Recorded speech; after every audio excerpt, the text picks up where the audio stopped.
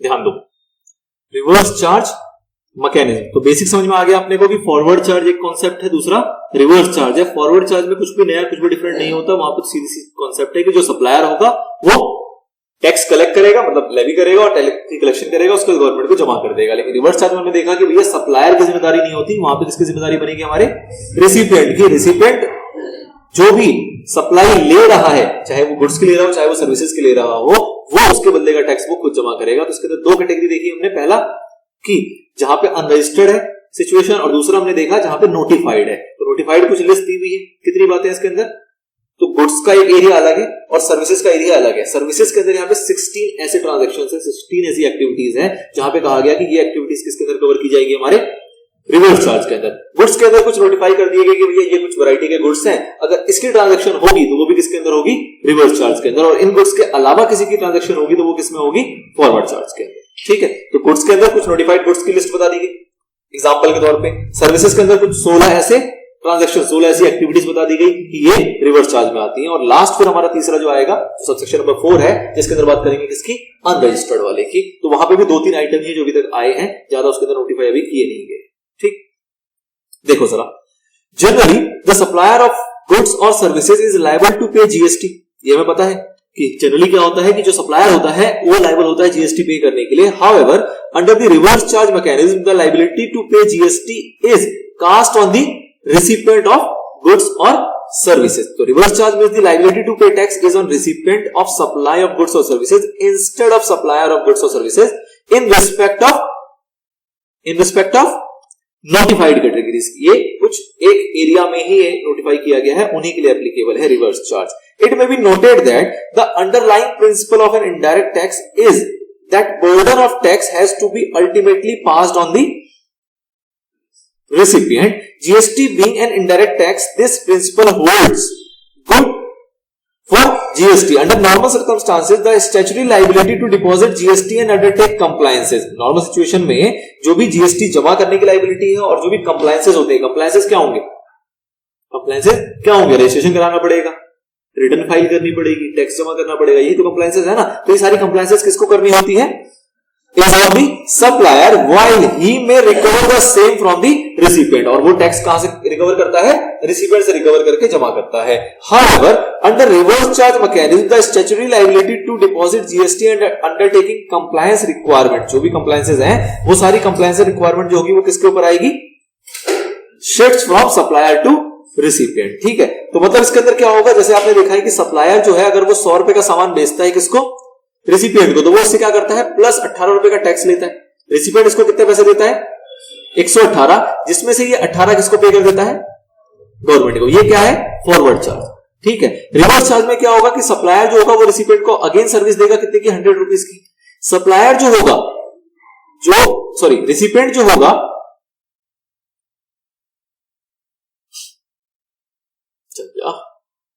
हाँ जी, रिसिपिएंट जो होगा वो क्या करेगा, इसको 100 रुपीज इसके पे करेगा, टैक्स का कोई मतलब नहीं, सप्लायर को टैक्स लेने की कोई यहां पे जरूरत नहीं है क्योंकि रिवर्स चार्ज है। और रिसिपिएंट ही उस पे खुद ब खुद 18 रुपए का क्या जमा कर देगा, गवर्नमेंट को जीएसटी। तो वहां पे सप्लायर के थ्रू पैसा नहीं जाएगा, रिसिपिएंट अपने थ्रू ही वो पैसा पे कर देगा। ठीक है, इसको बोलते हैं क्या, reverse charge on inward supply. ये क्या बोलेगा, रेसिपिएंट क्या बोलेगा, किसने इनवर्ड सप्लाई ली थी, इसने परचेज किया था एक तरीके से, जिसको हम इनवर्ड सप्लाई कह रहे हैं, तो इसने परचेज किया था, उसके ऊपर इसको जीएसटी पे करना पड़ा अंडर रिवर्स चार्ज मैकेनिज्म। ठीक, तो इसको बोलते हैं RCM on inward supply, reverse charge mechanism on inward supply.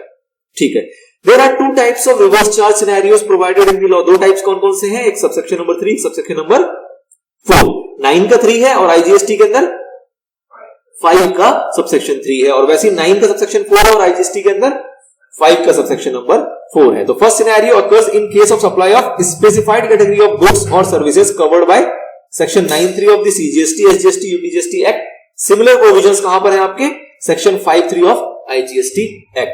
Second scenario आता है जहां पे in case of supply of specified category of goods और services made by an unregistered supplier to specified class of registered recipients, cover कहां होगा ये, section 9 subsection number 4 of CGST act. और similar provisions आपके आएंगे section number 5 subsection number 4 of IGST act. Goods and services notified under this case have been elaborated subsequently in the chapter. तो मतलब ये बात भी आपके चैप्टर में आएगी आगे। फिलहाल नहीं है, फिलहाल हम बात करेंगे किसकी, सबसेक्शन नंबर 3 की, काफी डिटेल चर्चा उसी की होगी आपकी। चलिए जी, तो बेसिकली अब अगर 3 की बात करें तो 3 के अंदर दो पार्ट होंगे, एक होगा क्या गुड्स और दूसरा क्या होगा सर्विसेज, दो बातें होंगी ना। सबसेक्शन नंबर 3 के अंदर गुड्स को भी नोटिफाई किया होगा जो रिवर्स चार्ज के अंदर आएंगे और सर्विसेज को भी नोटिफाई किया होगा जो रिवर्स चार्ज के अंदर आएंगे। गुड्स में जनरली एक लिस्ट दी गई है और सर्विसेज के अंदर ऐसी 16 एक्टिविटीज को बताया गया है। चलिए, तो under section 9 subsection number 3 of CGST act या फिर section 5 subsection number 3 of the IGST act are as follows. पहला कैटेगरी आता है सप्लाई ऑफ गुड्स, पहली कैटेगरी किसकी आती है, supply of goods taxable under reverse charge, that is supply of the goods where tax is payable by the recipient. Goods like, शुरुआत कैसे हो रही है, शुरुआत कैसे हो रही है एग्जाम्पल के तौर पे कि इस प्रकार के गुड्स जो हैं वो किसके अंदर कवर होंगे, आपके रिवर्स चार्ज के अंदर। इस प्रकार के जो गुड्स होंगे वो कहां कवर होंगे, रिवर्स चार्ज के अंदर। देखो कैसी कैसी बातें हैं, cashew nuts not shelled peeled, bidi wrapper leaves, tobacco leaves, raw cotton when supplied by agriculturalist to the registered person। ध्यान दो, कंडीशन लगी रॉ कॉटन में, क्या कंडीशन लगा कि भैया जो सप्लाई किया जा रहा है वो किसके द्वारा किया जा रहा है, एग्रीकल्चरिस्ट, और किसको किया जा रहा है, रजिस्टर्ड पर्सन को। बड़ी पार्टी कौन हुई, मतलब रिसिपिएंट, तो उसको कहेंगे भैया तू देना, क्यों परेशान कर रहा है एग्रीकल्चर वालों को। ठीक, आगे supply of lottery, supply of lottery when supplied by कौन, स्टेट गवर्नमेंट, यूनियन टेरिटरी और एनी लोकल अथॉरिटी, किसको, टू लॉटरी डिस्ट्रीब्यूटर या फिर सेलिंग एजेंट। वो कह रहा है भैया एक तो लॉटरी का तुम गलत गलत काम करते हो, ठीक है जी। उसके बाद इस टाइप की सप्लाई हम गवर्नमेंट तुम्हें लाइसेंस के रूप में दे रहे होते हैं, तो इसका मतलब क्या तुम टैक्स भी हमसे ही काम करवाओगे, नहीं। गवर्नमेंट क्या बोलेगी, ये जिम्मेदारी किसके ऊपर जाएगी, जो लॉटरी डिस्ट्रीब्यूटर है, जो रेसिपिएंट है, ठीक है। लॉटरी डिस्ट्रीब्यूटर का काम हो गया। Silk yarn when supplied by क्या, manufacturer of silk yarn to any registered person. Again वही कि सिल्क यार्न जो है वो मैन्युफैक्चर किया जा रहा है किसी के द्वारा और वो दिया किसको जा रहा है, किसी रजिस्टर्ड पर्सन को। तो अगेन कहा जा रहा है कि रिसिपिएंट भैया तुम रजिस्टर्ड हो तो तुम ही इसके ऊपर जीएसटी पे करोगे अंडर रिवर्स चार्ज। अगला, used vehicles, seized and confiscated goods, old and used goods, waste and scrap, इस टाइप के आइटम दे दिए गए व्हेन सप्लाइड बाय कौन, central government, state government, union territories और any local authority to any registered person. Again क्या है, government है, वो किसको दे रही है, किसी भी रजिस्टर्ड पर्सन को। कैसे कैसे आइटम है जो भी सीज या कन्फिस्केटेड गुड्स होते हैं, मतलब कि वो गुड्स जो कि जिसका मालिक नहीं होता वो सीज कर लिया जाते हैं, या फिर जो जिसको प्रॉपर्ली टैक्स पे नहीं किया होता, जो भी फॉर्मेलिटीज होती है वो नहीं की होती, या फिर कोई भी रूल्स का पालन नहीं किया होता है, उसके तहत अगर गवर्नमेंट ने कोई सीज कर रखा है गुड्स, तो ऑब्वियसली बात आगे किसी ने किसको बेचेगी, ठीक है। लेकिन क्या गवर्नमेंट का काम है गुड्स बेचने का, नहीं, ये तो भैया सीज किया हुआ पड़ा हुआ तो उसने बेच दिया, ठीक है। तो ऐसे गुड्स को जब बेचती है गवर्नमेंट किसी भी रजिस्टर्ड पर्सन को, तो उसमें क्या कहेगी गवर्नमेंट की, मैं क्यों कंप्लायंसेस के अंदर घुसूं, कि मैं क्यों तुमसे टैक्स को फिर जमा करूं, तुम खुद ही दे देना अंडर रिवर्स चार्ज, ठीक है। यूज व्हीकल, जो पुराने व्हीकल्स होते हैं वो जनरली कौन बेचेगा, यूज व्हीकल जो होंगे वो जनरली कौन बेचेगा, एक छोटा व्यक्ति किसको बेचेगा, किसी बड़े व्यक्ति को बेचेगा। तो अगेन बड़े व्यक्ति को कहा जा रहा है कि भैया तुम बड़े व्यक्ति हो, तुम्हें यूज व्हीकल दिए जा रहे हैं, तो तुम्हें खुद इसके अंदर as a recipient under reverse charge tax जमा करो। तो यहाँ पे कुछ ऐसे एग्जांपल दे दिए गए हैं कि कोई भी यूज गुड्स है या फिर वेस्ट और स्क्रैप जो होते हैं। वेस्ट और स्क्रैप जनरली क्या होता है, एक जो जैसे कह लो कबाड़ वाला जो होता है, बिल्कुल छोटा नहीं बट एक ठीक ठाक लेवल का कबाड़ वाला होगा, तो वो क्या करता है, वेस्ट और स्क्रैप छोटी छोटी जगहों से कलेक्ट करता है और किसी बड़ी जगह को वो दे देता है जिसको वो कंपोजिट करके उसके नए प्रोडक्ट वगैरह बनाते होंगे। तो जो बड़ा काम कर रहा है वो कौन कर रहा है, जो स्क्रैप को लेके फिर फर्दर उसको क्या कर रहा है, बड़े प्रोडक्ट के अंदर ट्रांसफॉर्म कर रहा है, या जो भी उसका यूज कर पा रहा होगा, ठीक है। तो अगेन रेसिपिएंट कौन होगा, जो वो परचेज कर रहा है, और सेलर जो होगा वो छोटे मोटे लोग होंगे जो अलग अलग से स्क्रैप लेके आते होंगे, वेस्ट मटेरियल लेके आते होंगे और उसको आगे सप्लाई करते होंगे। तो छोटे लोग को फिर से छोड़ दिया गया और किसके ऊपर बर्डन डाला गया, जो बड़ी पार्टी है, ठीक है। तो ओवरऑल क्रक्स अगर आप समझोगे तो ये दिखेगा कि गवर्नमेंट ने अपने आप को फ्री किया हुआ है, और दूसरा कि जो छोटे लोग होते हैं उनको फ्री करने के लिए जो उनका कंप्लायंस बर्डन है वो किसके ऊपर डाल दिया गया, जो भी बड़ी पार्टी है जिसके साथ वो डील कर रहे हैं, जो कि रजिस्टर्ड, ठीक। नाउ ये तो हुई गुड्स की बात, जहां पे उसने एग्जांपल दिए हैं कि भैया ये सारे जो लोग होंगे वो आपके अगर गुड्स सप्लाई करते हैं, ये लिस्टेड गुड्स सप्लाई करते हैं, तो उसके इसमें वो कहां कवर होंगे, आपके रिवर्स चार्ज के अंदर। एग्जांपल तौर पे है और एग्जाम पॉइंट ऑफ व्यू से बहुत ज्यादा रेलेवेंट नहीं होगा, सिवाय इसके कि आपको मोटा मोटा नाम पता होना चाहिए कि क्या क्या चीजें इसके अंदर कवर की गई हैं, जैसे कि आपके टोबैको लीव्स वगैरह है, यूज व्हीकल वगैरह, तो ये नाम पता होनी चाहिए, क्योंकि अगर आपको 4 नाम दिए गए, सपोज आपको पता होना चाहिए कि इसमें से कौन सा है और कौन सा नहीं है, ठीक। अदरवाइज 100 क्वेश्चन के लिए इतना इंपॉर्टेंट पार्ट नहीं है, इससे कोई छोटा मोटा एक आध नंबर का क्वेश्चन बन जाएगा, पर एक डेडिकेटेड क्वेश्चन इस वाली एरिया से नहीं बनेगा। किससे बनेगा वो, दूसरे वाली एरिया से। किससे बनेगा वो, दूसरे वाली एरिया से।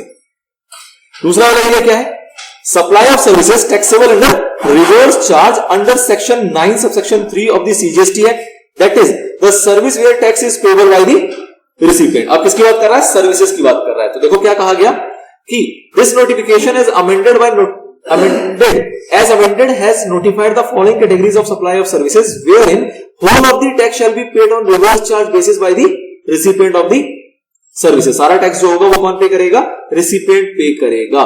देखो जी लिस्ट बना दी गई अच्छी खासी, 16 बातें पढ़ेंगे एक एक करके संयम के साथ। कुछ बातें ऐसी होंगी जिसमें हम ज्यादा गहराई में जाएंगे, कुछ बातें ऐसी होंगी जो हम ऊपर ऊपर से समझ के आगे बढ़ जाएंगे, जिसके तो ज्यादा गहराई में जाने की जरूरत नहीं है। बट ऐसी कुछ 16 चर्चाएं यहाँ पे अपने को करनी है। देखो क्या है पहला, ये इंपॉर्टेंट है, इस पे जितने स्टार मार सको मार लो।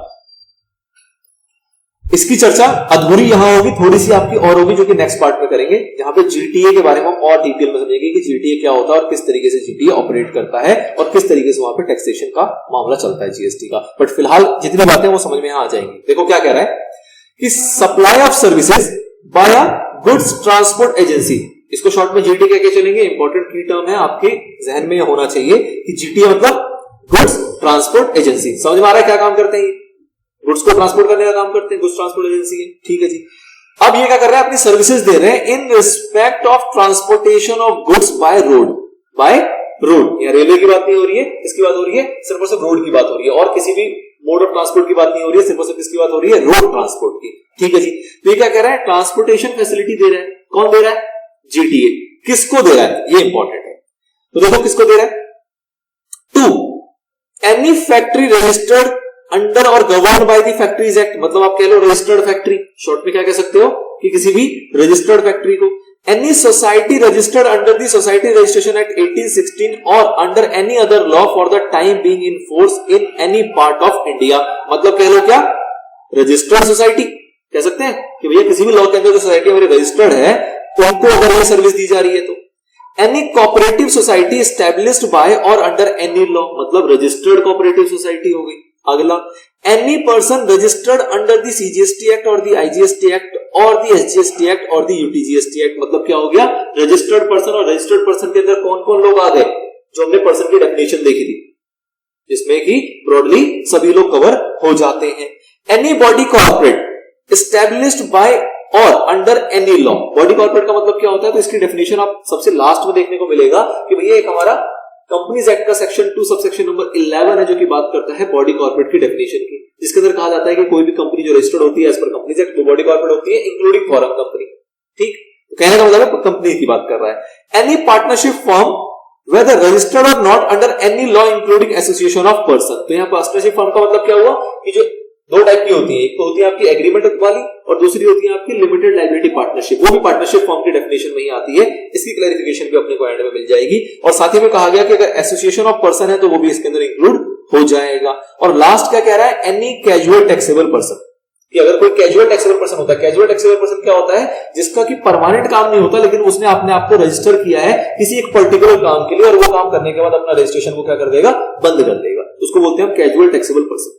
ठीक, इसके बारे में भी आगे हम डिटेल में देखेंगे, बट फिलहाल ये समझो कि सीटीपी का मतलब क्या है कि वो पर्सन जो कि टोटली इंगेज नहीं है, लॉन्ग टर्म में उस काम को नहीं लेके जाएगा, उसको कोई काम करना था, उसके लिए उसको रजिस्ट्रेशन लेना पड़ा, उसने अपना काम किया, सारा प्रोसेस कंप्लीट करने के बाद उसको वाइंड अप करके वो चलता बनेगा, उसको क्या बोलते हैं हम? Casual taxable person. तो क्या कहा जा रहा है कि जीटीए ने इन सभी रजिस्टर्ड व्यक्ति को अगर क्या दी है?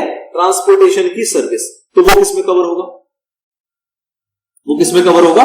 रिवर्स चार्ज के अंदर। ये मुद्दा समझ में आ रहा है? अब जितने भी लोगों को सर्विस दी जा रही है क्या वो रजिस्टर्ड और भले पूरे लोग नहीं लग रहे? भले पूरे लोग लग रहे हैं ना, फैक्ट्री हो, सोसाइटी हो, बॉडी कॉर्पोरेट हो या रजिस्टर्ड पर्सन हो, जो भी है ये सारे रजिस्टर्ड लोग हैं, गवर्नमेंट की नजर में है। अब जीटी हो सकता है कोई छोटा मोटा ट्रांसपोर्टेशन का काम हो, ट्रक लॉरी चलाता हो, एक सामान से दूसरी जगह, एक सामान को एक जगह से दूसरी जगह पहुंचाता हो। जरूरी नहीं है कि वो जो जीटी है वो रजिस्टर्ड हो, जरूरी है क्या?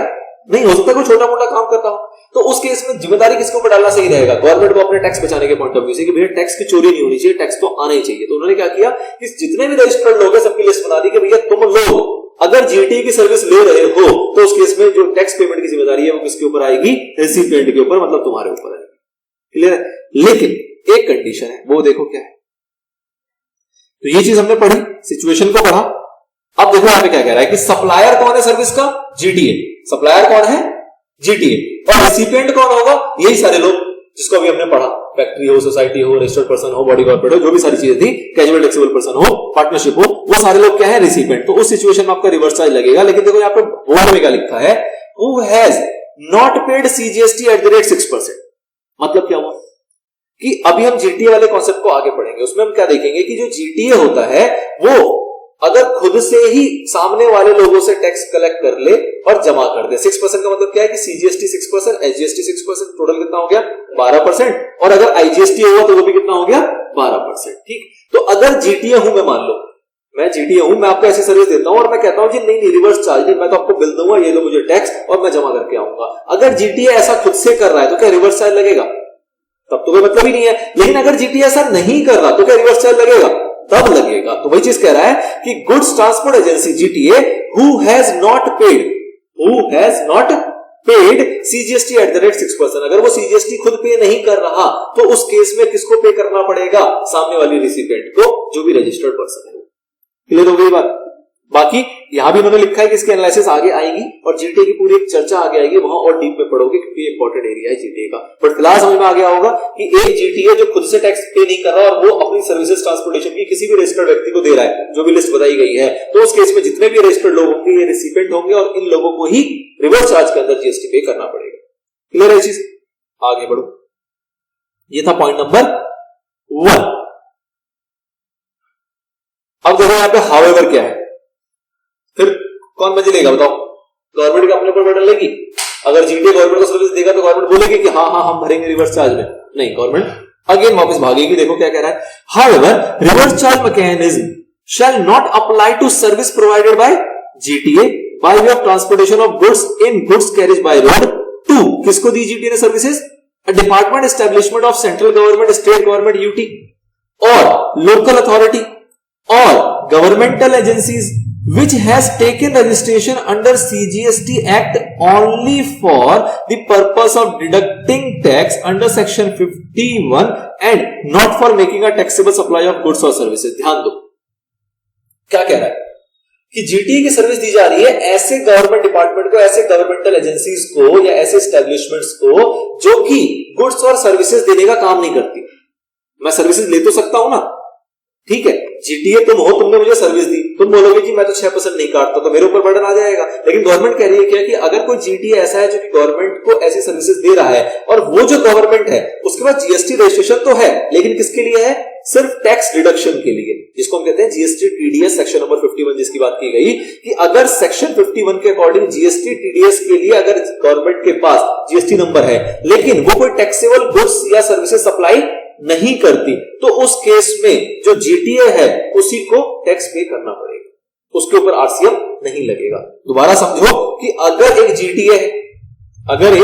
जीटीए है ये सर्विस दे रही है, सेंट्रल गवर्नमेंट या स्टेट गवर्नमेंट या लोकल अथॉरिटी कोई भी है या उसकी एजेंसीज वगैरह है, उसको सर्विस दे रही है, और ये जो एजेंसी है, ये जो डिपार्टमेंट या ये जो एस्टेब्लिशमेंट है, ये भी आगे क्या करती है? गुड्स या सर्विसेज देती है। फॉर एग्जाम्पल कि मान लो ये बीएसएनएल है, तो बीएसएनएल क्या है? गवर्नमेंट ऑर्गेनाइजेशन है। क्या ये गवर्नमेंट ऑर्गेनाइजेशन है ना, गवर्नमेंट की एस्टेब्लिशमेंट है। अब क्या ये आगे टेलीकॉम सर्विसेज देती है? नहीं देती? देती है। क्या ये टेलीकॉम सर्विसेज आगे देती है तो उन लोगों से जीएसटी लेती होगी? नहीं लेती होगी? बिल्कुल लेती होगी। और क्या ये जीएसटी गवर्नमेंट को आगे जमा करती है कि नहीं करती होगी? बिल्कुल करती होगी। तो क्या ये गुड्स और सर्विसेज के अंदर इंगेज है कि नहीं है? इंगेज है। अब अगर ये गुड्स और सर्विसेज की इंगेज है और फिर उस केस में अगर जीटीए इसको ट्रांसपोर्टेशन की सर्विस देता है तो क्या आरसीएम लगेगा? नहीं लगेगा? लगेगा, आरसीएम लगेगा, क्योंकि सेंट्रल गवर्नमेंट की जो ऑर्गेनाइजेशन है क्या वो पर्सन की डेफिनेशन में आती नहीं आती? जो हमने पर्सन की डेफिनेशन पढ़ी थी उसमें आती नहीं आती? उसमें आती है। तो उस केस में आपके आरसीएम लग जाएगा। लेकिन वही बात करो कि सेंट्रल गवर्नमेंट की जो एस्टेब्लिशमेंट है ये है कोर्ट या फिर ये है एक ट्राइब्यूनल। ये क्या है? एक ट्राइब्यूनल है। तो क्या ये कोर्ट या ट्राइब्यूनल जो है ये क्या कोई सप्लाई करती है गुड्स या सर्विसेज की जो कि टैक्सेबल होता है? नहीं, ये ऐसा काम नहीं करती। लेकिन हो सकता है कि इसने जीटीए से कोई सर्विस ली हो, कोई ट्रांसपोर्टेशन की कोई सर्विस ली हो, किसी भी काम से, किसी कोर्ट ने ली हो, किसी ट्राइब्यूनल ने ली हो, पार्लियामेंट ने ली हो, किसी ने भी ली हो। तो ये लोग ऑल्दो सप्लाई नहीं करते, टैक्सेबल सप्लाई नहीं करते, लेकिन उस सिचुएशन में अगर जीटीए से सर्विस लेंगे तो क्या इनको आरसीएम में घेर लोगे आप? बोलोगे ना आरसीएम में तुम टैक्स दो, तो उन्होंने कहा नहीं जी, ऐसे सिचुएशन में ये लायबल नहीं होगा आरसीएम के अंदर, जीटीए ही पे करेगा। क्लियर हो गई बात? ये कि सारे सिचुएशन में जीटीए ने अगर खुद से टैक्स पे कर दिया तो आरसीएम नहीं लगेगा। जीटीए अगर खुद से पे नहीं करता तो जिन जिन लोगों को वो ट्रांसपोर्टेशन की सर्विस देगा वो सभी लोग लायबल होते हैं टैक्स पे करने के लिए, लेकिन किंतु परंतु कि वो गवर्नमेंट ऑर्गेनाइजेशन जिनके पास जीएसटी है तो लेकिन सिर्फ टीडीएस काटने के लिए एज पर सेक्शन नंबर 51, ना कि वो टैक्सेबल सप्लाई करते हैं, तो उनके ऊपर ये प्रोविजन नहीं लगेगा आरसीएम का। मतलब ये लोग आरसीएम के तहत पे नहीं करेंगे, पे जीटीए ही करेगा। ठीक, लेकिन जब इनके पास जीएसटी किसके लिए है? नॉन टैक्सेबल सप्लाई के लिए। अगर ये भी टैक्सेबल सप्लाई करती है, लाइक बीएसएनएल और कोई कंपनी है, गवर्नमेंट की कंपनी है और टैक्सेबल सप्लाई के अंदर एंगेज्ड है, तो उस केस में तो फिर आरसीएम लगेगा और गवर्नमेंट ही पे करेगी, क्योंकि वो और भी काम कर ही रही है ना, पे कर ही रही है तो पे कर देगी। लेकिन गवर्नमेंट करेगी हम और चीजों में पे ही नहीं करते, और तुम एक जीटी के चक्कर में सारी कंप्लायंसेस अपने ऊपर क्यों लेंगे? फिर तो जीटी ही लेगा अपने ऊपर कंप्लायंसेस। क्लियर है? चलो जी, समझ में आ गया होगा, नहीं तो एक बार दोबारा रिपीट करके इसको सुन लेना, समझ में आ जाएगा मेरे ख्याल से। काफी है, पहले पॉइंट की इतनी चर्चा। अगला कौन आता है देखो, service provided by an individual advocate. Individual advocate है वो सर्विस दे रहा है, इंक्लूडिंग अ सीनियर एडवोकेट और अ फर्म ऑफ एडवोकेट्स। हो सकता है एक फर्म एडवोकेट्स के टीचर एडवोकेट मिलकर एक फर्म चला रहे हैं, ठीक है जी, कोई भी है, ये सारे लोग मिलकर क्या दे रहे हैं? एडवोकेट की सर्विसेज दे रहे हैं। किसको दे रहे हैं? Bye way of legal services directly और इनडायरेक्टली। लीगल सर्विसेज दे रहे हैं डायरेक्टली या फिर इनडायरेक्टली। किसको दे रहे हैं? तो देखो क्या लिखा है अगले वाले में, जो इसके आगे का एरिया है उसमें क्या लिखा है? An individual advocate including a senior advocate और अ फर्म ऑफ एडवोकेट्स। ये कौन है जो सर्विस दे रहे हैं और किसको दे रहे हैं? Any business entity located in the taxable territory. मतलब ये एडवोकेट लोग जो है ये किसी को भी सर्विस दे रहे हैं, वो कौन है? बिजनेस एंटिटी है, और वो कहां पे काम कर रही है? टैक्सेबल टेरिटरी के अंदर काम कर रही है। टैक्सेबल टेरिटरी का मतलब क्या हुआ? India. India is the taxable territory. India में तो टैक्स लगेगा ना। अब सपोज करो एक एडवोकेट है वो सर्विस दे रहा है किसको? इंडिया के बाहर, तो क्या वो आरसीएम बच जाएगा? हम क्या बोलेंगे? एडवोकेट को पकड़ेंगे या बाहर वाले को पकड़ेंगे? एडवोकेट को, फिर भी टैक्स दे दे। लेकिन एडवोकेट कह रहा है कि जी मैं तो टैक्सेबल टेरिटरी के अंदर सर्विस देता हूं, तो हम कहेंगे जिस एंटिटी को तुम सर्विस दे रहे हो वो लायबल है वहां पे टैक्स पे करने के लिए, एडवोकेट को आराम दे दिया। ठीक है, आगे बढ़ो।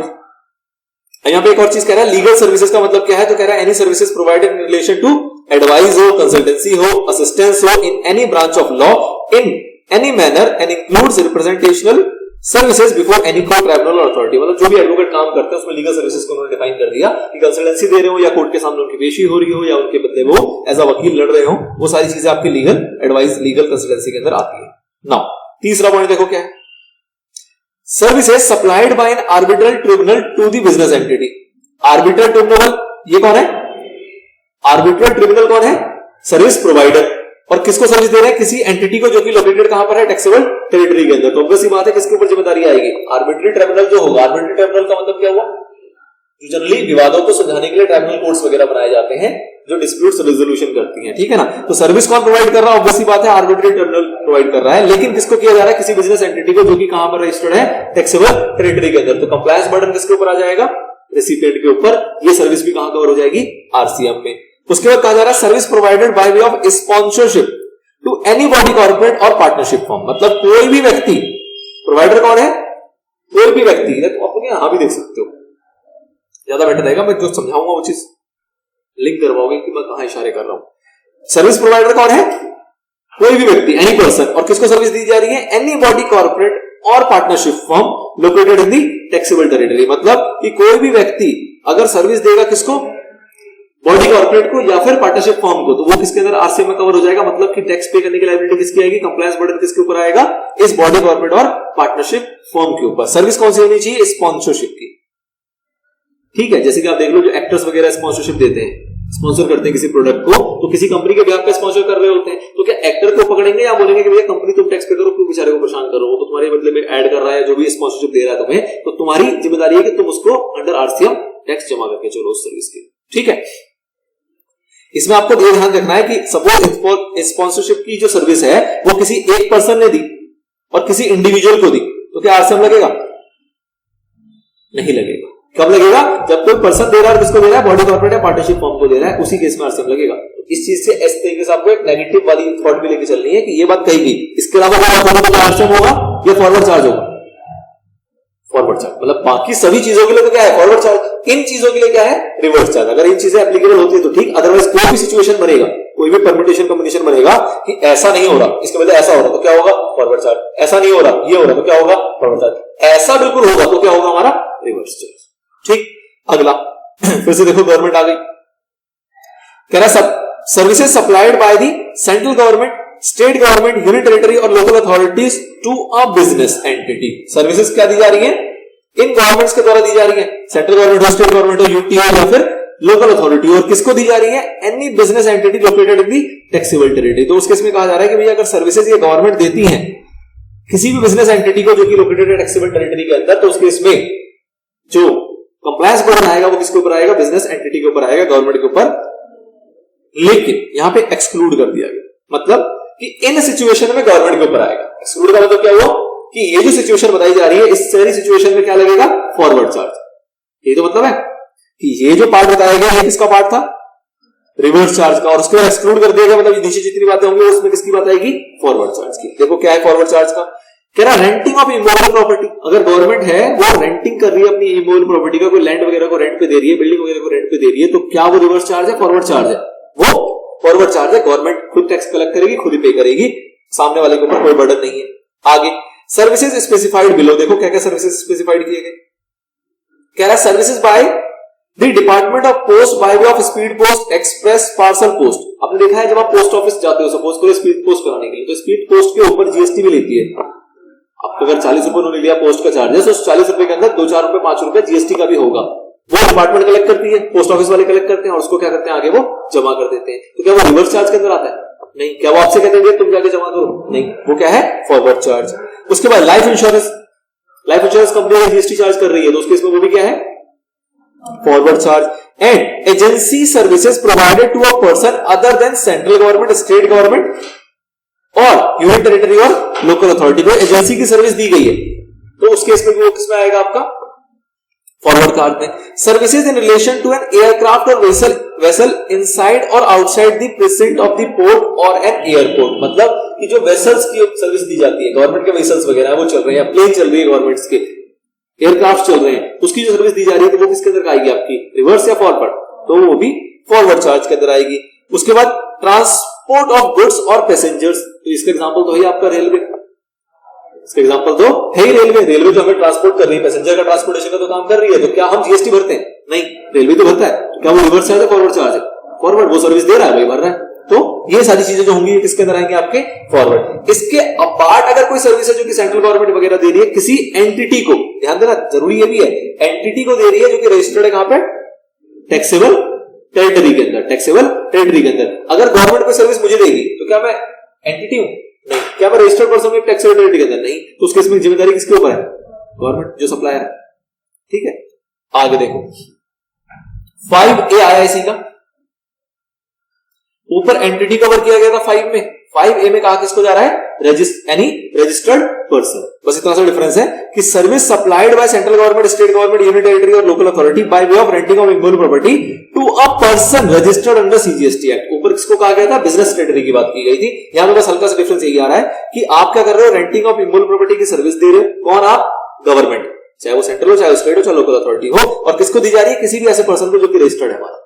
ठीक, आगे services supplied by any person by way of transfer of development rights, TDR कहते हैं इसको शॉर्ट में, डेवलपमेंट राइट्स को ट्रांसफर कर देना। मतलब कि कोई प्रॉपर्टी डेवलप करनी है, कोई प्लॉट है, उसके ऊपर कोई बिल्डिंग खड़ी करनी है, उसके राइट को हमने ट्रांसफर कर दिया कि भैया ये बंदा करेगा।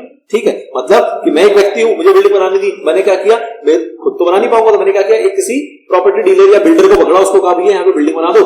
उसने अपनी कंडीशन समझाई, कुछ पैसे लेगा, या हो सकता है एक आधा फ्लोर ले ले। ऐसा हो सकता है कि वो 5 फ्लोर बनाए, कहेगा 2 फ्लोर मेरे, 3 फ्लोर आपके, बिल्डिंग में खड़ी करके दे दूंगा। इस टाइप से कोई भी अगर अरेंजमेंट मैंने किया है, इसको बोलते हैं डेवलपमेंट राइट को ट्रांसफर कर देना। तो उस केस में बताओ, मैं छोटा व्यक्ति हूं, बिल्डर छोटा व्यक्ति है, मैच है, तो उस केस में जो पर्सन है जो भी ट्रांसफर कर रहा है ये, तो वो सब तरीके से सर्विसेज सप्लाई कर रहा है। लेकिन इस केस में जो लायबिलिटी आएगी वो किसके ऊपर आएगी? कंप्लायंस बर्डन किसके ऊपर आएगा? उस प्रमोटर के ऊपर जो उस काम को करेगा, एग्जीक्यूट करेगा। तो वही कहा जा रहा है कि services supplied by any person by way of transfer of development rights और floor space index including additional FSI for construction of a project by a promoter. मतलब बेसिकली कंस्ट्रक्शन रिलेटेड में ऐसी एक्टिविटी यूज होती है, इसके अंदर development rights को transfer कर देते हैं कि भैया तुम डेवलप करो। इस एरिया को, इस बिल्डिंग को, इस स्पेस को तुम डेवलप करो और उसके अंदर जो भी हमारा एग्रीमेंट होगा उसको हम तय करेंगे। तो उसके इसमें कहा जा रहा है कि अगर कोई पर्सन ऐसा कर रहा है जो सर्विसेज सप्लाई कर रहा है और किसको दे रहा है, किसी ना किसी प्रमोटर को दे रहा है, तो लायबिलिटी होगी, कंप्लायंस बर्डन होगा, वो किसके ऊपर होगा, प्रमोटर के ऊपर होगा, मतलब यहाँ पे रिवर्स चार्ज आपका लगेगा। और सेम टू सेम इसी के साथ 5C है, उसमें बात करते हैं लीज की, कि अगर लॉन्ग टर्म लीज है लैंड का, जिसमें कहा जा रहा है 30 साल या फिर उससे ज्यादा का अगर लीज है, bye any person against consideration in form of upfront amount, जिसको हम कहते हैं प्रीमियम या सलामी या फिर कॉस्ट प्राइस या फिर development charges, by any other name and other periodic rent of construction of a project by a promoter. मतलब क्या हुआ कि सपोज मैंने लीज पे दिया और मैंने उससे कोई अपफ्रंट अमाउंट ले रखा है, मतलब एक तरीके से कह लो अपना लीज कंसिडरेशन ले रखा है, ठीक है ना। तो जब मैंने लीज कंसिडरेशन ले रखा है, लेकिन जो लीज है वो छोटी मोटी लीज नहीं है, वो क्या है, लॉन्ग टर्म लीज है, जिसकी लाइफ कितनी होगी, 30 साल या उससे भी ज्यादा। तो उस केस में हम कह रहे हैं कि रिस्पॉन्सिबिलिटी किसके ऊपर डालेंगे, जो सर्विसेज लीज की दे रहा है या जो सर्विसेज ले रहा है। बताओ ये लंबी लंबी लीज पे कौन लेता है, जनरली आप देखोगे बैंक्स वगैरह होते हैं या कॉर्पोरेट्स वगैरह होते हैं, जो कि आपके खेत होते हैं, इस टाइप के एरिया होते हैं, उसको लीज पे ले लेते हैं, वहां पर अपना वो कंस्ट्रक्शन करके कुछ बड़ा का काम कर रहे होते हैं। और जनरली जो लॉन्ग टर्म लीज पे दे रहा होता है वो कौन होता है, छोटा व्यक्ति होता है। एक सोचो ना, जो 30 साल उससे ज्यादा के लिए लीज पे ले रहा होगा, वो मतलब क्या कर रहा है आपको, आपने अगर अकाउंट्स में पढ़ा हो तो 2 टाइप की लीज होती है, ऑपरेटिंग एक होता है फाइनेंशियल लीज, पढ़ा है नहीं पढ़ा, बहुत अच्छे।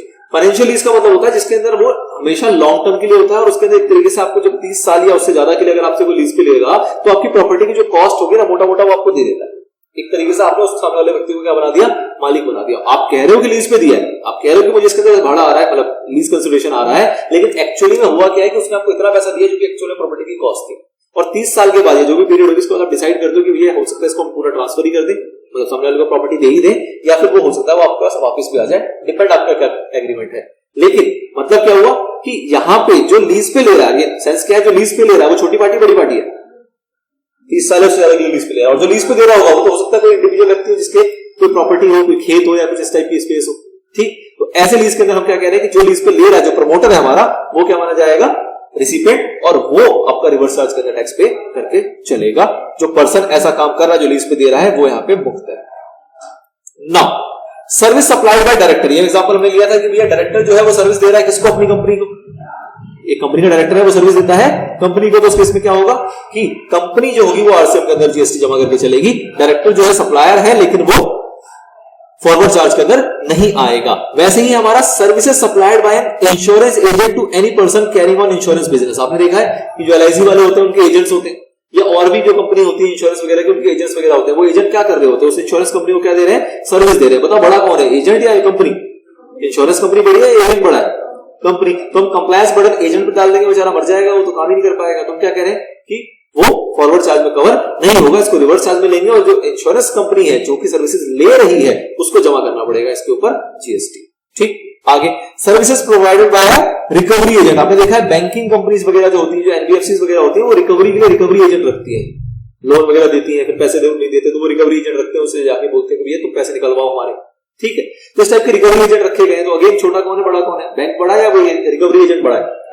बैंकिंग बड़ी है। तो हमने कहा कि रिकवरी एजेंट को मुक्त कर देते हैं जीएसटी से, फॉरवर्ड चार्ज यहां पे नहीं लगाएंगे, जो बैंकिंग कंपनी है वो जीएसटी पे करके चलेगी, ठीक है।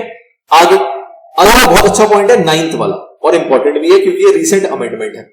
9th जो है ये इंपॉर्टेंट है क्योंकि ये रिसेंट अमेंडमेंट है और बहुत अच्छा भी है। आप देखो एक चीज समझो, जो ऑथर होते हैं वो ऑथर क्या करते हैं, ऑथर जो है वो किताबें लिखने की सर्विसेज देते हैं, किसको, पब्लिशर्स वगैरह को, ठीक है। तो ऑथर बड़ा है पब्लिशर बड़ा है? पब्लिशर बड़ा है। तो जीएसटी किसको पे करना चाहिए, पब्लिशर को, अंडर आरसीएम। ऐसे ही जो म्यूजिक कंपोजर होते हैं और जो म्यूजिक कंपनीज होती है, मतलब एक कोई सिंगर एक आर्टिस्ट है और जो टी सीरीज है या जी म्यूजिक कंपनी, इस टाइप से कोई जो भी ब्रांड है, जो म्यूजिक कंपनीज होते हैं हमारे, वो बड़ा है या एक आर्टिस्ट बड़ा है? कंपनियां बड़ी है। तो म्यूजिक कंपोजर के ऊपर हम कंप्लायंस बर्डन डालें या उस कंपनी के ऊपर डालें? कंपनी। तो जनरली जो 9th पॉइंट है, ये 9th पॉइंट एक हुआ करता है, इसके अंदर किसकी बात होगी, इस टाइप के आर्टिस्ट हो गए, म्यूजिक कंपोजर हो गए, इस टाइप के लोग हो गए, और ये जिनको सर्विस दे रहे हैं, हम कहते थे कि भैया जिनको सर्विस दी जा रही है वो लोग अंडर आरसीएम जमा करके चलेंगे। लेकिन इसको 2 पार्ट में डिवाइड कर दिया गया, एक 9 बनाया गया, एक 9A बनाया गया, और ऑथर को उसमें से निकाल दिया गया। मतलब कि जो 9 पॉइंट है उसके अंदर ऑथर नहीं है, ऑथर और पब्लिशर जो है वो नहीं है, वो किसमें आएगा, 9A में आएगा। तो उसको छोड़ के पहले समझो पहले वाले पॉइंट को। क्या कह रहा है, supply of services by music composer. आगे photographer artist or the like by way of transfer or permitting the use of enjoyment of a copyright covered under section 13(1)(a) of the Copyright Act 1957 relating to the original dramatic musical और artistic works to a music company और producer और the like. मतलब कि कोई music composer है वो music company को अपना जो गाना है वो यूज करने के लिए दे रहा है, या फिर जो आपका आर्टिस्ट वगैरह है वो अपने प्रोड्यूसर वगैरह को यूज करने के लिए दे रहे हैं, मतलब जिस भी सेंस में कर रहे हो वो अपने बेसिकली उनका एक कॉपीराइट था, उनका एक आर्ट था जिसको उन्होंने शेयर किया और उससे बदले में ऑब्वियसली कंसिडरेशन उनको मिल रहा होगा। अब ये कहा जा रहा है कि जो इस टाइप के लोग हैं ये कौन है? सर्विस प्रोवाइडर है। म्यूजिक कंपोजर हो या आर्टिस्ट हो या फोटोग्राफर हो, ये कौन है? Service provider. और जिनको दे रहे हैं जो म्यूजिक कंपनीज वगैरह जो प्रोड्यूसर वगैरह है वो कौन है? सर्विस रिसीवर है। तो यहाँ पे छोटा बड़ा वही देखा जाएगा कि किसके ऊपर कंप्लायंस बर्डन डालना ठीक है, तो वो किसके ऊपर डाला गया है? आपकी म्यूजिक कंपनीज के ऊपर, म्यूजिक कंपोजर के ऊपर नहीं डाला गया। ये तो आया 9 पॉइंट। सेम पैटर्न पे 9A भी है। 9A में किसकी बात हो रही है? ऑथर की। 9A में किसकी बात हो रही है? ऑथर की। तो ये ऑथर है वो क्या कर रहा है? किताब लिख रहा है और पब्लिशर को राइट दे रहा है एक तरीके से कि लो भैया मेरी किताबों को राइट ले लो, आप इस किताबों की प्रिंटिंग करो, बेचो और उसके ऊपर मेरे को क्या दे देना? रॉयल्टी दे देना। ऐसे ही तो होता है। तो इसके अंदर अगेन छोटा कौन है बड़ा कौन है? तो ऑथर क्या है? तुच्छ प्राणी। और पब्लिशर कौन है? एक तरीके से बड़ी ऑर्गेनाइजेशन है, तो हमने कंप्लायंस बर्डन किसके ऊपर डाल दिया? पब्लिशर के ऊपर डाल दिया। लेकिन साथ ही में एक कंडीशन है क्या कि अगर ऑथर खुद चाहे, जैसे जीटीए में हमने देखा था कि जीटीए वाला अगर खुद चाहे तो अपना बिल बना सकता है, टैक्स लेके जमा कर सकता है। वही चीज हमने इसमें भी डाल दी है कि अगर ऑथर खुद चाहे तो क्या कर सकता है कि पब्लिशर को वो बिल देगा कि लो भैया राइट का बिल और तुम मेरे को जीएसटी का पैसा दो और मैं जाके जमा करूंगा, रिवर्स चार्ज की जरूरत नहीं है। तो ये ऑथर को छूट दी गई है, लेकिन नया है, ये पहले नहीं था, रिसेंट में आया कि ऑथर के पास एक ऑप्शन दे दिया गया कि वो चूज कर सकता है कि नहीं मैं रिवर्स चार्ज को चूज नहीं करूंगा, मैं किसको चूज करूंगा? फॉरवर्ड चार्ज को। तो वो चूज करके टैक्स कलेक्ट कर सकता है और जमा कर सकता है। लेकिन कंडीशन क्या है कि एक बार अगर ऑथर ने चूज कर लिया कि भैया मेरे को फॉरवर्ड चार्ज में काम करना है तो वो 1 साल तक विड्रॉ नहीं कर सकता। मतलब एक बार मैंने अगर आज चूज कर लिया तो मेरे को 1 साल तक का फॉरवर्ड चार्ज के अंदर जमा करना ही पड़ेगा। नंबर 2 कि मेरे को बिल इशू करना पड़ेगा और बिल के अंदर ये डिक्लेरेशन देना पड़ेगा कि मैं एक ऑथर हूं जो कि मैं जीएसटी खुद जमा कर रहा हूं अंडर फॉरवर्ड चार्ज। मतलब मेरे बिल के अंदर ऐसा ना हो ना कि रिवर्स चार्ज में सामने वाला भी जमा करते मैं भी जमा कर दूं, ये सामने वाला कंफ्यूजन में रहे कि वो जमा कर रहा है, वो कंफ्यूजन में रहे कि सामने वाला जमा करेगा। तो ऐसा नहीं होना चाहिए। उस बिल के अंदर डिक्लेरेशन एक देना पड़ेगा किसको? ऑथर को, कि ये रहा bill, as per this provision मैं अंडर फॉरवर्ड चार्ज टैक्स जमा करने के लिए लायबल हूं, आप टैक्स मुझे पे करो, मैं जमा करूंगा। ठीक है, तो ये ऑथर को क्या कर दिया गया? एक ऑप्शन दे दिया गया है। इसको जरा पढ़ो क्या कह रहा है पहले 9A में। Supply of services by an author by way of transfer or permitting the use or enjoyment of a copyright covered under this section relating to original literary work to a publisher. तो मतलब basically services supply कौन कर रहा है? Author. किसको की जा रहा है? पब्लिशर को, जो कि लोकेटेड है हमारा टैक्सेबल टेरिटरी के अंदर। लेकिन हाउएवर ये तो सिंपल प्रोविजन था जो कि पहले भी था। हाउएवर में क्या आया? कह रहा है on an author can choose to pay tax under forward charge. एक ऑथर जो है वो फॉरवर्ड चार्ज के अंदर भी टैक्स पे कर सकता है अगर इफ क्या करना पड़ेगा उसको? क्या रजिस्ट्रेशन लेना पड़ेगा? बिल्कुल लेना पड़ेगा भैया। फॉरवर्ड चार्ज में अगर पे करना है तो रजिस्ट्रेशन तो लेना पड़ेगा ना। If he has taken registration under the CGST act and filed a declaration, एक डिक्लेरेशन फाइल करना पड़ेगा in the prescribed form that he exercises the option to pay CGST on the said services under forward charge. मतलब कि मैं forward charge में काम करने के लिए तैयार हूं in accordance with section 9(1) of the CGST act. जैसा सेक्शन 9(1) कहता है, 9(1) हमने पढ़ा ना अभी, सब सेक्शन 1 की भैया सारे गुड्स और सर्विसेज के ऊपर जीएसटी दिया जाएगा, जमा किया जाएगा, उस अकॉर्डिंग मैं काम करने के लिए तैयार हूं। And to comply with the provision as they are applied to a person liable for paying the tax in relation to supply of any goods और services and that he shall not withdraw the said option within a period of 1 year from the date of exercising such option। एक बार आपने ये option को exercise कर लिया तो 1 साल तक आप इसको विड्रॉ नहीं कर सकते हो। और जैसे जैसे जो फॉर्मेलिटीज एक रजिस्टर्ड पर्सन फुलफिल करता है वो सारी चीजें आपको भी करनी पड़ेगी, सारी कंप्लायंसेस करके चलनी पड़ेगी। ऐसा एक डिक्लेरेशन आप फाइल करोगे। साथ ही में he makes a declaration on the invoice. Declaration कहां देना पड़ेगा उसको? इनवॉइस पे। मैं जो आपको इनवॉइस दे रहा हूं उस पर मैं डिक्लेरेशन दूंगा issued by him in prescribe form to the publisher. Publisher को भी हम क्या दे रहे हैं? एक तरीके से एक डिक्लेरेशन दे रहे हैं कि भैया पब्लिशर साहब ऐसा है कि आपने जमा कर लिया पहले जितना करना था रिवर्स चार्ज के अंदर, अब मैं खुद से जमा करूंगा, मैंने रजिस्ट्रेशन करा लिया है, सारी जो फॉर्मेलिटीज है वो सारी मैं फुलफिल कर रहा हूं, आप टैक्स मुझे पे करो, मैं जमा करूंगा। ठीक है, तो ये ऑथर को क्या दे दिया गया? ऑप्शन दे दिया गया। अब ये बताओ ऐसा क्यों हुआ? ऐसा क्यों हुआ यहाँ पे? मतलब इसके पीछे एक थोड़ा सा रीजन समझो कि ये क्या है। एक तरीके से ऑथर को क्या किया जा रहा है? फैसिलिटी दी जा रही, नहीं दी जा रही, या ऑथर का नुकसान है यहाँ पे? बताओ, आप अगर ऑथर हो तो आप क्या पसंद करोगे, फॉरवर्ड चार्ज या रिवर्स चार्ज? आप अगर ऑथर हो तो आप क्या पसंद करोगे, फॉरवर्ड चार्ज या रिवर्स चार्ज?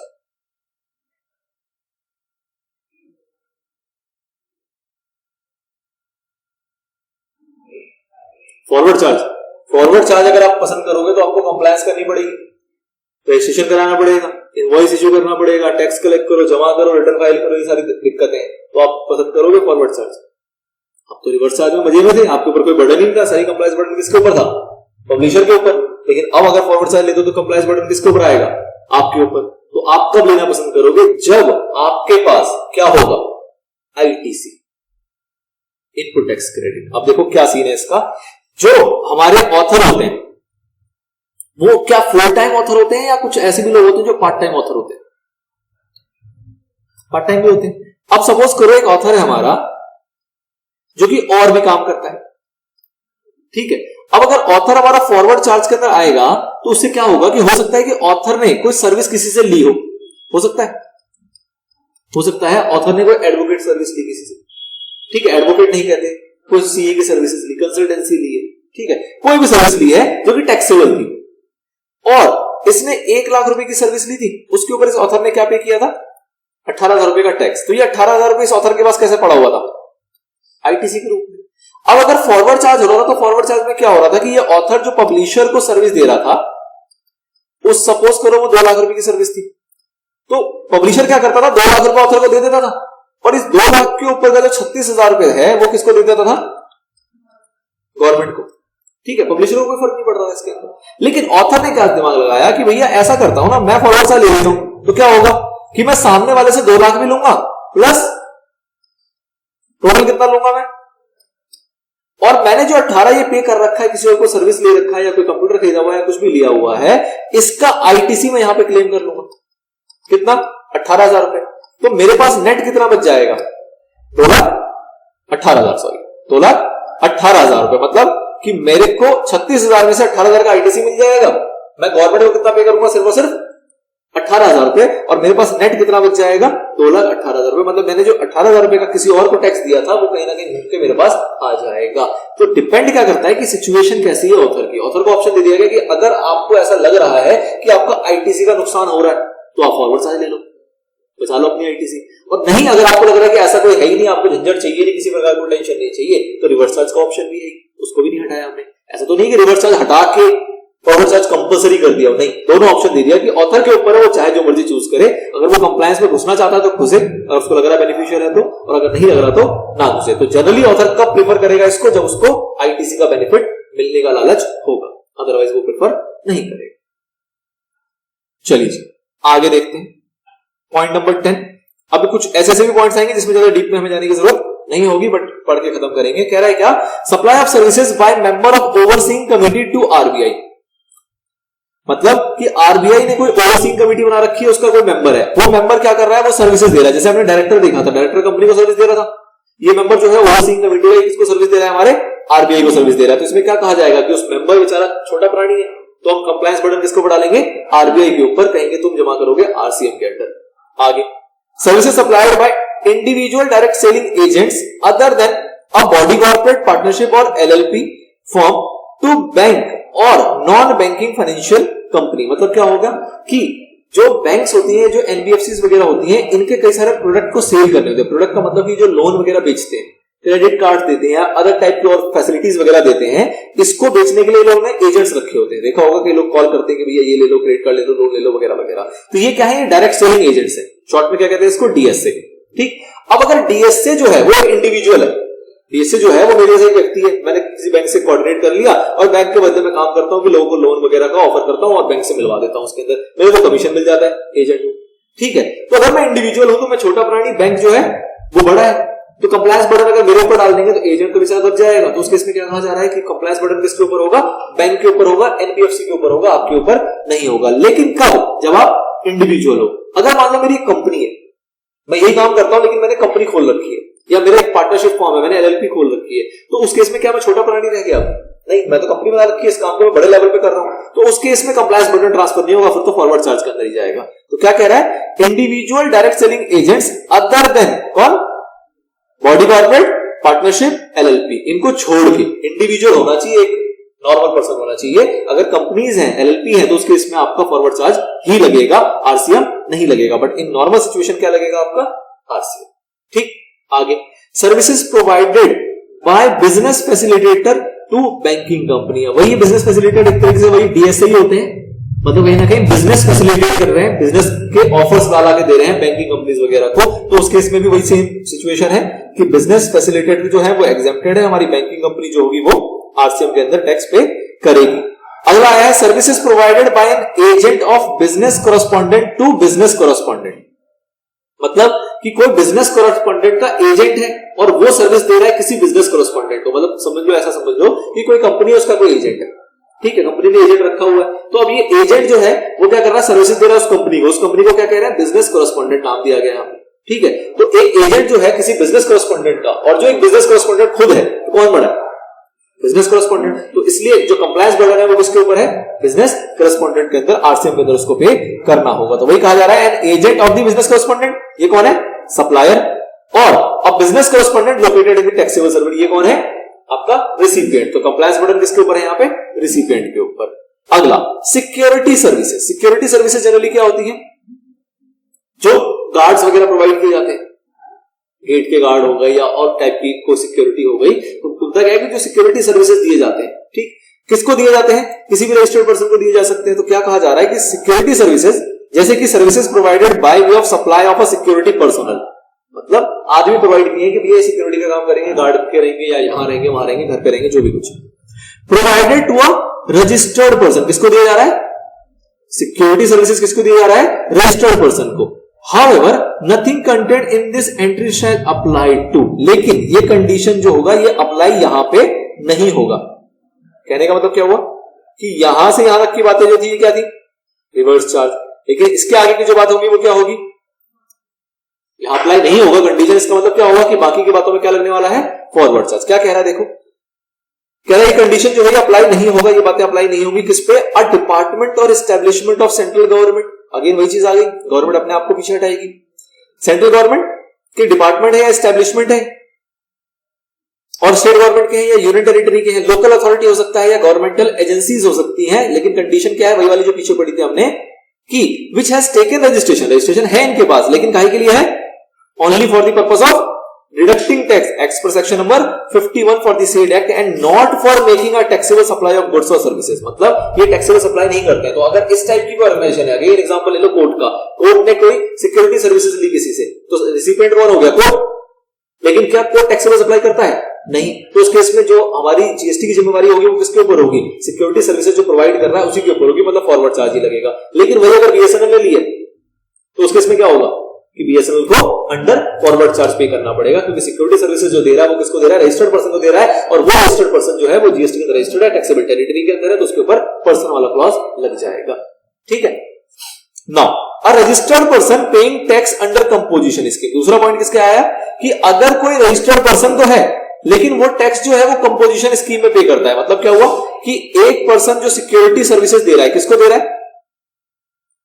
एस्टेब्लिशमेंट है किसका? गवर्नमेंट का। तो उस केस में हमने क्या कहा कि भैया यहां पे क्या लगेगा? Forward charge. क्यों? क्योंकि ये जो ऑर्गेनाइजेशन है इसके पास जीएसटी रजिस्ट्रेशन तो है, लेकिन किसके लिए है? टैक्स डिडक्ट करने के लिए, और ये कोई भी टैक्सेबल सप्लाई नहीं करते। अगर ये सिचुएशन फुलफिल होगी तो क्या लगेगा? Forward charge. दूसरा कहा जा रहा है कि सिक्योरिटी सर्विस एक बंदा दे तो रहा है, किसको दे रहा है? किसी ऐसे रजिस्टर्ड पर्सन को जो कि रजिस्टर्ड है, किसमें? अंडर कंपोजिशन स्कीम, जो सेक्शन 10 अभी हम पढ़ेंगे। तो हमने क्या देखा था, अगर स्टार्टिंग में कुछ याद हो, कि कंपोजिशन स्कीम का मतलब क्या होता है? जो छोटे व्यापारी होते हैं उनको थोड़ी रिलैक्सेशन दी जाती है। तो ये बेचारा वैसे छोटा व्यापारी है।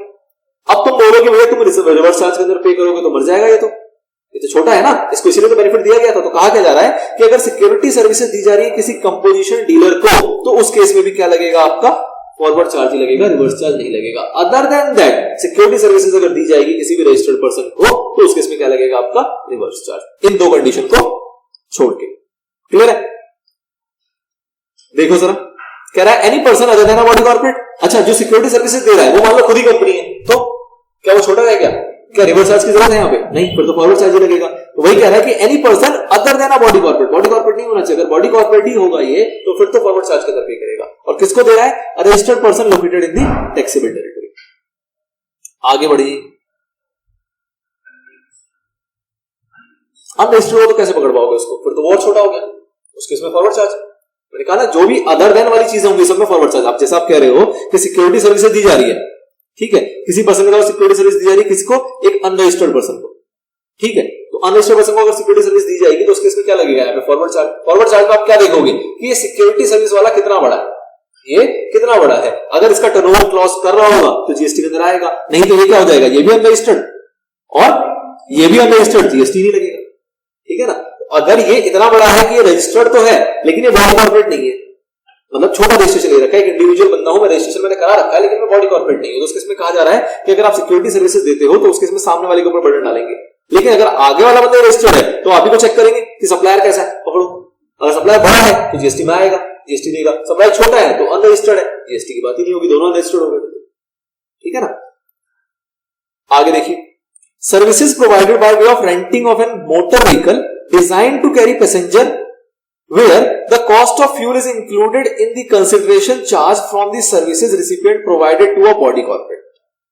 ध्यान दो, क्या कहा जा रहा है कि आप सर्विस दे रहे हो किस चीज की? मोटर व्हीकल की, रेंटिंग ऑफ मोटर व्हीकल की। लेकिन ये सिंपल सिर्फ रेंटिंग नहीं है, इसके अंदर ध्यान देना क्या लिखा गया कि ये जो मोटर व्हीकल है क्या कैरी करता है? पैसेंजर, गुड्स के लिए नहीं है, पहली बात। where the cost of fuel is included, मतलब कि जो फ्यूल का कॉस्ट है वो इसके अंदर इंक्लूड है, फ्यूल का कॉस्ट है उसके अंदर इंक्लूड है in the consideration charge from the service recipient. मतलब क्या हुआ कि आप सामने वाले को कहते हो कि भैया 12 रुपए किलोमीटर प्लस पेट्रोल अलग से, एक चीज ये होती है। एक आप कहते हो भैया 20 रुपए किलोमीटर इंक्लूडिंग पेट्रोल, तो ऐसा वाला कंडीशन होना चाहिए, पेट्रोल अलग से वाला कंडीशन नहीं होना चाहिए। कॉस्ट ऑफ फ्यूल जो होगा वो आपके कंसिडरेशन के अंदर चार्ज होना चाहिए। अगर ऐसा आपने मोटर व्हीकल किसी को दिया, सपोज होती है ना जो गाड़ियां देती है कंपनीज वगैरह को चलाने के लिए, तो गाड़ी दी हमने कहा भैया पेट्रोल हमारा, आप बस चलाओ इसको, हमें इतने पैसे दे देना, जो भी आपने अपने एग्रीमेंट किया। तो ऐसी सिचुएशन में कौन ये रेंटिंग के लिए दे रहा है? कोई भी person other then body corporate, मतलब कंपनी नहीं होनी चाहिए। और किसको दिया जा रहा है? बॉडी कॉर्पोरेट को। किसको दिया जा रहा है? बॉडी कॉर्पोरेट को। तो उस केस में क्या लगेगा आपका? आरसीएम। ध्यान दो, any person other then a body corporate, मतलब सर्विस किसके द्वारा दी जा रही है? किसी भी व्यक्ति के द्वारा दी जा रही हो, पर वो बॉडी कॉर्पोरेट नहीं होना चाहिए।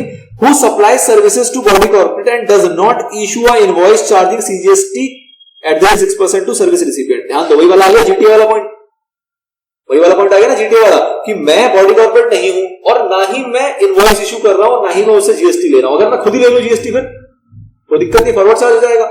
मैं ऐसा काम कर रहा हूं, मैं आपको मोटर व्हीकल दे रहा हूं, रेंट दे रहा हूं, कॉस्ट ऑफ फ्यूल इंक्लूडेड है, लेकिन मैं आपसे जीएसटी का पैसा ले लेता हूं, सीजीएसटी 6% ले लेता हूं, एचजीएसटी 6% ले लेता हूं, सरकार को जमा कर देता हूं, फॉरवर्ड चार्ज हो गया। लेकिन अगर मैं ऐसा नहीं कर रहा, मैं एक पर्सन हूं, बॉडी कॉर्पोरेट नहीं हूं और मैं आपको इनवॉइस नहीं दे रहा, आपसे टैक्स नहीं ले रहा, तो उस केस में टैक्स का बर्डन किसके ऊपर आएगा? सामने वाले के ऊपर। मतलब कि सामने वाला कौन होना चाहिए? Body corporate. अब सपोज करो सामने वाला बॉडी कॉर्पोरेट नहीं है, सामने वाला क्या है? कोई इंडिविजुअल रजिस्टर्ड पर्सन है, हो सकता है ऐसा, कोई इंडिविजुअल रजिस्टर्ड पर्सन है, बॉडी कॉर्पोरेट नहीं है, और आप भी कौन हो? आप भी एक इंडिविजुअल रजिस्टर्ड पर्सन हो, तो क्या फॉरवर्ड चार्ज लगेगा, रिवर्स चार्ज लगेगा? फॉरवर्ड चार्ज लगेगा। यहां पे तो सामने वाला बॉडी कॉर्पोरेट नहीं है ना। और अगर आप बॉडी कॉर्पोरेट हो फिर क्या लगेगा? Forward charge. आप बॉडी कॉर्पोरेट हो, मतलब सप्लायर बॉडी कॉर्पोरेट, क्या लगेगा? Forward charge. सप्लायर भी बॉडी कॉर्पोरेट है सपोज, और रेसिपिएंट भी बॉडी कॉर्पोरेट है, क्या लगेगा? Forward charge. ठीक है, मतलब सप्लायर कौन होना चाहिए? अदर देन बॉडी कॉर्पोरेट, और रेसिपिएंट कौन होना चाहिए? Body corporate. इसके अलावा जितने भी परम्यूटेशन कॉम्बिनेशन होंगे सब पे क्या लगेगा? Forward charge. अगर सप्लायर ही बॉडी कॉर्पोरेट हो गया, सामने वाला इंडिविजुअल हो, बॉडी कॉर्पोरेट हो, जो मर्जी हो, क्या लगेगा? Forward charge. अगर सामने वाला आपका बॉडी कॉर्पोरेट नहीं है, उसके अलावा कुछ भी है, और आप जो हो कुछ भी हो, तो भी क्या लगेगा? Forward charge. कंडीशन बिल्कुल एग्जैक्ट बैठनी चाहिए कि आप बॉडी कॉर्पोरेट नहीं हो, उसके अलावा कुछ भी हो, आप बोलो तो सप्लायर, और जो रिसिपिएंट है वो सिर्फ और सिर्फ बॉडी कॉर्पोरेट ही है और कुछ भी नहीं है, तो उस केस में क्या लगेगा? आपका रिवर्स चार्ज। बाकी जितने भी केस बनेंगे सभी में क्या लगेगा? Forward charge. ये एक इंपॉर्टेंट था, हाईलाइटेड भी है, मतलब रिसेंट अमेंडमेंट का पार्ट है। लास्ट आता है आपका, इसमें ज्यादा हम डीप में नहीं जाएंगे बट मोटा मोटा समझेंगे। क्या है? क्या services of lending of securities. कौन सी सर्विसेज है? Security lending services. ठीक है, under securities landing scheme 1997 of securities and exchange board of India as amended. मतलब क्या है कि सेबी के द्वारा निकाली हुई कोई स्कीम है सिक्योरिटी लैंडिंग की, और उसके तहत सिक्योरिटी लैंडिंग की सर्विसेज दी जा रही है। ठीक, कौन दे रहा है? कोई भी लेंडर जो कि रजिस्टर्ड होना चाहिए कहां? सेबी के अंदर। और किसको दी जा रही है? बोरोवर को। मतलब बोरोवर जो उसको बोरो कर रहा है, ठीक है, जो लैंडिंग सर्विसेज को बोरो कर रहा है। तो उस केस में क्या कहा जाएगा कि भैया लेंडर जो है वो तो एक रजिस्टर्ड पर्सन, एक तरीके का इंटरमीडिएरी है। मेन कौन है? मेन इसके पीछे कौन है? सेबी। मतलब सेबी ने एक इंटरमीडिएरी को रखा कि भैया तुम लेंडर हो, तुम लैंडिंग का काम करो, लेकिन उसके पीछे कौन है एक्चुअल में? सेबी। और बोरोवर एक इंडिविजुअल है जिसको भी बोरो करना है। तो उसके इसमें क्या कहा जा रहा है कि जो बोरो है वो तो रिसिपिएंट है सर्विसेज का, लेकिन स्टिल लायबल कौन होगा? बोरोवर। ठीक है, ध्यान दो, दोबारा रीड करते हैं। कह रहा है services of landing of securities under this scheme, किसकी स्कीम है? ऑफ सेबी की। ठीक है जी। Lender that is a person who deposits securities registered in his name या फिर in the name of any other person duly authorised on his behalf with an approved intermediary for the purpose of lending under scheme of SEBI. ठीक है sir. और दूसरा कौन है? Borrower, जो कि क्या है? A person who borrows the security borrow करेगा under the scheme through an approved intermediary of SEBI. मतलब सेबी के द्वारा ही अप्रूव हुआ एक बोरोवर है जो कि सिक्योरिटीज को बोरो करेगा। एक व्यक्ति है जो सिक्योरिटीज को गिरवी रखेगा, लैंडिंग पे रखेगा। ठीक है, तो बोरोवर ज्यादा पावरफुल है। मतलब मोटा मोटा समझ रहे हो, सिक्योरिटीज को लैंड किया जा रहा है, सिक्योरिटीज को गिरवी रखा जा रहा है, किसी को दिया जा रहा है, और कौन ले रहा है? कोई बोरोवर ले रहा है। सिक्योरिटी जो दे रहा है वो कमजोर पार्टी होगी ना। ठीक है, तो जो कमजोर पार्टी है उसको कहा जाएगा तुम ही जीएसटी पे करो, तुम्हारे ऊपर कंप्लायंस बॉर्डर डालेंगे, वो बेचारा डर जाएगा। तो इस केस में कहा जा रहा है क्या कि जो बोरोवर होगा, जो रिसिपिएंट होगा, वो क्या माना जाएगा? यहाँ पे आपका जो रिवर्स चार्ज के अंदर टैक्स पे करके चलेगा। तो दो पार्टीज हैं, एक जो सिक्योरिटीज को लैंड कर रहा है, मतलब सिक्योरिटीज को गिरवी रख रहा है अप्रूव्ड इंटरमीडिएरी के थ्रू, और एक जो है जो सिक्योरिटीज को बोरो कर रहा है, मतलब खरीद रहा है अप्रूव्ड इंटरमीडिएरी के थ्रू। दोनों अप्रूव्ड इंटरमीडिएरी के थ्रू ही हो रहा है, जो कि सेबी के द्वारा अप्रूव्ड है। तो इसके इसमें कहा गया जो लेंडर है उसको हम माफ करेंगे, जो कि ऑल द सर्विस प्रोवाइडर, लेकिन उसको माफ करेंगे। और किसके ऊपर बर्डन डालेंगे? कंप्लायंसेस का बोरोवर के ऊपर। ठीक है, बाकी ये स्कीम क्या होती है ज्यादा इसमें डीप में जाने की जरूरत नहीं है, ज्यादा इंपॉर्टेंट एरिया नहीं है। मोटा मोटा आपको बताना चाहिए कि ऐसी सिचुएशन होगी तो कंप्लायंस बर्डन किसके ऊपर आएगा? लेंडर के ऊपर या फिर बोरोवर के ऊपर। तो आपको ध्यान रखना है कि बोरोवर के ऊपर आता है। ठीक है जी, ये खत्म हुए हमारे सारे पॉइंट। थोड़ी सी मिसलेनियस चर्चा है, उसके बाद हमारा ये रैप अप करते हैं फटाफट से। तो क्या कह रहा है? All the above services have also been notified for reverse charge under IGST act. सीधी सी बात है, ये तो हमने किसकी पढ़ी? सीजीएसटी एक्ट की। लेकिन ये सारी की सारी जो होंगी वो कहां पर होंगी? आपके आईजीएसटी एक्ट के अंदर भी दी हुई है। और साथ ही में यहां पर हमने 16 ऐसी एक्टिविटीज पढ़ी, 16 ऐसी सर्विसेज पढ़ी, लेकिन ऐसी 2 सर्विसेज और होती हैं। तो मिला के कितनी होती है? 18। जो 2 है वो आप कहां पे पढ़ोगे? अपने फाइनल में। जो 2 एडिशनल सर्विसेज है वो कहां पे पढ़ोगे आप? फाइनल के अंदर। फिलहाल आपको जानने के लिए 16 बातें ही हैं। For purpose of this above services following explanation shall apply. अब देखो ऊपर हमने ना बहुत सारी चीजें पढ़ी, बहुत सारे टर्म आए, एलएलपी आया, बॉडी कॉर्पोरेट आया, इस टाइप की बहुत सारी बातें आई। तो उसको ही थोड़ा सा और क्लैरिफाई करने के लिए यहाँ पे कुछ एक्सप्लेनेशन और दिए गए हैं कि भैया बॉडी कॉर्पोरेट आपने ऊपर पढ़ा, उसका क्या मतलब होता है वो बताएगा। आपने फॉर्म पढ़ा, एलएलपी पढ़ा, उसका क्या मतलब होता है वो यहाँ बताएगा। तो इस टाइप से क्लैरिफिकेशन वाले थोड़े बहुत बिंदु हैं यहाँ पे, उसको और देखते हैं। कह रहा है क्या? The person who pay or liable to pay freight for the transportation of goods by road in goods carriage located in the taxable territory shall be treated as the person who receive the service for the purpose of this notification. क्या कह रहा है कि जो person है जो पे करेगा या फिर लायबल टू पे है फ्रेट, मतलब जीटीए के अंदर हमने क्या देखा था कि जीटीए में क्या हो रहा है कि गुड्स ट्रांसपोर्ट की सर्विस दी जा रही है दूसरे व्यक्ति को। तो जो व्यक्ति उसके चार्जेस पे कर रहा है, जो व्यक्ति उसके चार्जेस पे कर रहा है, वही क्या माना जाएगा? रिसिपिएंट। और वही लायबल होगा किसके लिए? हमारे जीएसटी के लिए भी अंडर रिवर्स चार्ज। ठीक। दूसरा मीनिंग आई आपकी बॉडी कॉर्पोरेट की। तो कहा जा रहा है क्या कि भैया यहां पे बॉडी कॉर्पोरेट का मतलब सेम वही समझना जो आप क्या समझते हो कंपनीज एक्ट के क्लॉज 11 सेक्शन 2 के अंदर। मतलब सेक्शन 2 क्लॉज 11 जो कंपनीज एक्ट बताता है बॉडी कॉर्पोरेट, वही मीनिंग यहां पे भी उठा के लेनी है आपको। जिसका मतलब क्या है? तो as per section 2 clause 11 of the Companies Act 2013, a body corporate or corporation includes a company incorporated outside India. एक कंपनी जो आउटसाइड इंडिया इनकॉर्पोरेट हुई है वो भी आपकी बॉडी कॉर्पोरेट में आती है, बट डज नॉट इंक्लूड। क्या इंक्लूड नहीं होता? कोऑपरेटिव सोसाइटी इंक्लूड नहीं होती। और कोई भी ऐसा बॉडी कॉर्पोरेट जिसको गवर्नमेंट ने नोटिफाई कर दिया कि इसको इंक्लूड नहीं करना, तो वो भी इंक्लूड नहीं होता। तो ये तो बेकार की बात है।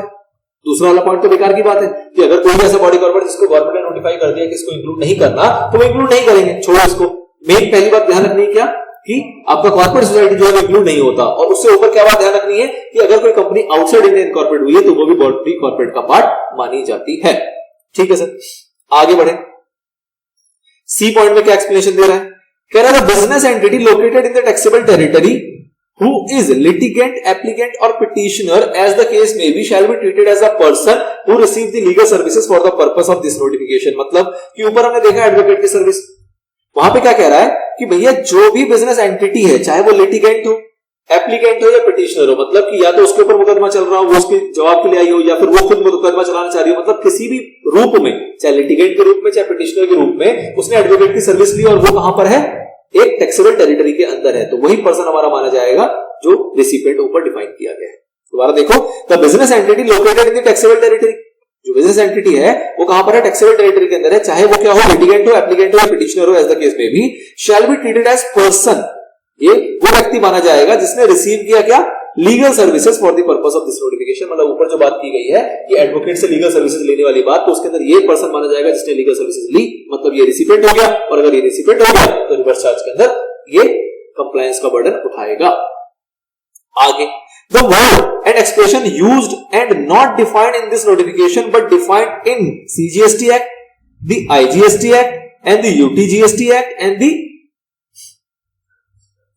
सर्विस टैक्स एक्ट, मतलब ये बेसिकली ये है union territory goods and service tax act, shall have same meaning as assigned to them in those act. मतलब क्या हुआ कि अगर इस पूरे आपने एक्ट के अंदर कोई भी वर्ड ऐसा पढ़ा जिसको यहां पे डिफाइन नहीं किया गया था, तो उसको अगर जीएसटी एक्ट मतलब सीजीएसटी एक्ट में डिफाइन किया गया तो वहां का मतलब ले लो, वहां भी नहीं किया गया तो आईजीएसटी में किया गया होगा, वहां का मतलब ले लो, वहां भी नहीं किया गया तो यूटीजीएसटी या फिर एसजीएसटी एक्ट में किया गया होगा, वहां का मतलब ले लो। मतलब कहीं पे भी उसकी मीनिंग होगी वो आप यहाँ पे यूज कर सकते हो, अगर उसको यहाँ पे अलग से डिफाइन नहीं किया गया है तो, और यहाँ पे डिफाइन कर दिया गया तो बात ही खत्म हो गई। तो जनरली ये पॉइंट आपके कोई खास काम का था, मतलब एग्जाम पॉइंट ऑफ व्यू से इसका कोई रेलेवेंस नहीं है, तो एक जनरल बात बताई गई कि अगर कोई मीनिंग ना समझ में आ रही हो तो क्या करना, किसी भी एक्ट, जितने भी जीएसटी एक्ट है, किसी भी एक्ट में से उसकी मीनिंग देख लेना, जहां पे वो मीनिंग लिखी होगी वो मीनिंग आप मान सकते हो।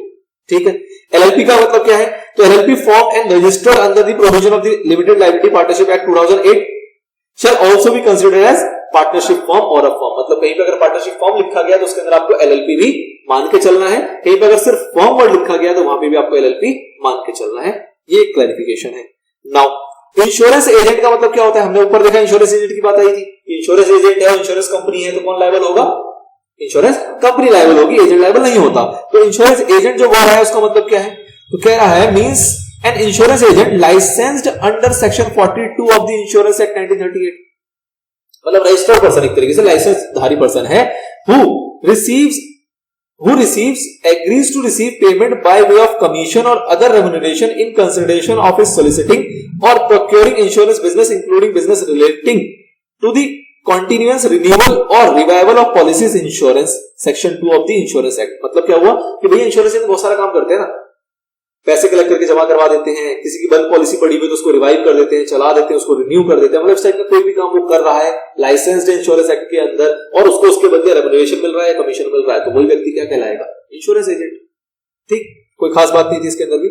अगला एक और टर्म डिफाइन किया गया, रेंटिंग ऑफ इमोवल प्रॉपर्टी का क्या मतलब है, तो पता है आपको क्या मतलब होता है इसका, ये इमोवल प्रॉपर्टी को हमने रेंट कर दिया, इसका मतलब क्या है, उसको परमिशन देना, उसको अलाउ कर रहे हैं कि इस प्रॉपर्टी को तुम यूज कर सकते हो अपने किसी भी काम के लिए।